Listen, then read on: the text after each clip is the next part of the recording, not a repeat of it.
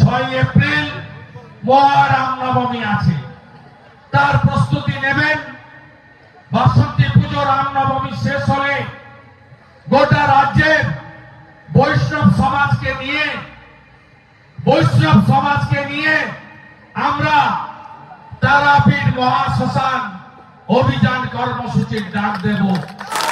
প্রয়োজন হলে পার্টির পতাকা দূরে সরিয়ে রেখে সনাতনীদের নিয়ে মৃদঙ্গ খঞ্জনি শঙ্খ বাদন করে আমরা আমাদের শ্রী চৈতন্য দেব, শ্রীলা প্রভুপদ, শ্রী ব্যাসদেব গোস্বামী সহ আমাদের বৈষ্ণব ধারা পশ্চিমবঙ্গের তারাপীঠের মাটিতে আমরা নিশ্চিহ্ন করতে মমতা ব্যানার্জির প্রশাসন, তৃণমূলের নেতাদের পরিষ্কার ভাবে দেব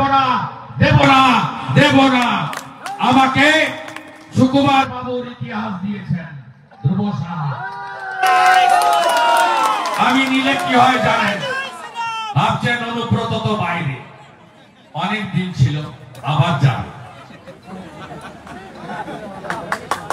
করাপশনের মামলায় সর্বোচ্চ সাজা হয় 6 বছর, প্রায় 2 বছরের কাছাকাছি জেলে কেটেছে। সাময়িক বিরতি, আরো 4 বছর বাকি আছে। অ্যাকাউন্ট গুলো ফ্রিজ, সম্পত্তি গুলো বাজেয়াপ্ত। সবে সাইকেলে 105 কোটি টাকার প্রপার্টি অকশনে দিয়েছে এনফোর্সমেন্ট ডাইরেক্টর। অনুব্রত জ্যোতিপ্রিয়, এদের সম্পত্তিও পিএমএল আইনের ধারা অনুযায়ী নিলামে চলবে। শাহজাহানের নাম শুনেছেন? 3টে গাড়ি সবে অকশন হয়েছে, বাড়িও অকশন হবে।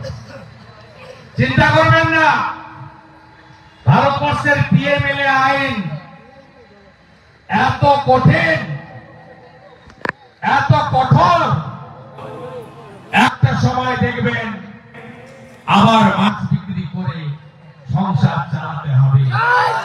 ইডি তো সাপ নিয়ে নিয়েছে, মমতা তো নেই, ভাইপো তো জেলে, খাবো কি? অপেক্ষা করুন। আপনারা কি জানেন মোদীজি লোকসভা ভোটের আগে বলেছিলেন হাজার হাজার কোটি টাকা লুট হয়েছে চিট ফান্ডে, বিশেষ করে রোজ ভ্যালি সহ বড় বড় চিট ফান্ড গুলি, আলকেমি সহ, সারদা সহ। আপনারা কি জানেন ইতিমধ্যে 4 লক্ষ লোককে ইডি টাকা ফেরত দিয়েছে। আগামী 6 মাসের মধ্যে আরো 30 লক্ষ ডিপোজিটার টাকা ফেরত পাবে। ইডি ইতিমধ্যে রোজ ভ্যালির সমস্ত সম্পত্তি নিলাম চড়িয়ে 800 কোটি টাকা তার তহবিলে জমা করেছে। মোদীজি হ্যাঁ তো মুমকিন হ্যাঁ। মোদীজি কথা দিয়ে গেছিলেন কৃষ্ণনগরে অমৃতা রায়ের সভাতে, আমি চিট ফান্ডে প্রতারিত বাংলার লক্ষ লক্ষ স্মল ডিপোজিটার গরিবের টাকা ফেরত করাবো। তিনি তার কথা রাখছেন।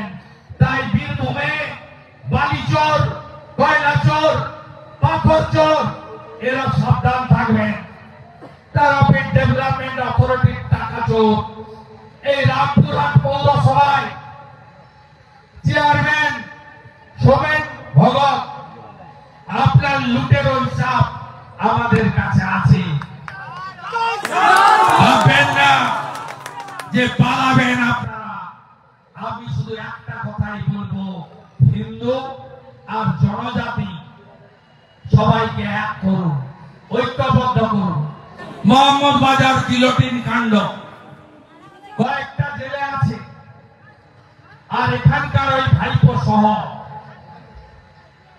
নলাটির রাজেন্দ্র সিং এবং তার ভাই সহ বাকিদেরও পরিণতি কি হয় শুধু দেখতে থাকুন আপনারা। 80,000 জেলোটিন কাণ্ড কোনোটাই ছাড়বো না, হিসাব হবে, হিসাব আমরা নেব। সবাই শুধু ঐক্যবদ্ধ থাকবেন। আবার আজকের দিনটা মনে পড়ে যাচ্ছে 2022 সালে 21শে মার্চ ভাদু আনারুলের গোলমালে রামপুরহাটের বক্তুইতে 7 জন মুসলিম মহিলা, নিরীহ 4 জন শিশুকে পুড়িয়ে মারা হয়েছিল। আজকের দিনে আমরা এই দুঃখজনক মর্মান্তিক ঘটনার নিন্দা করেছিলাম।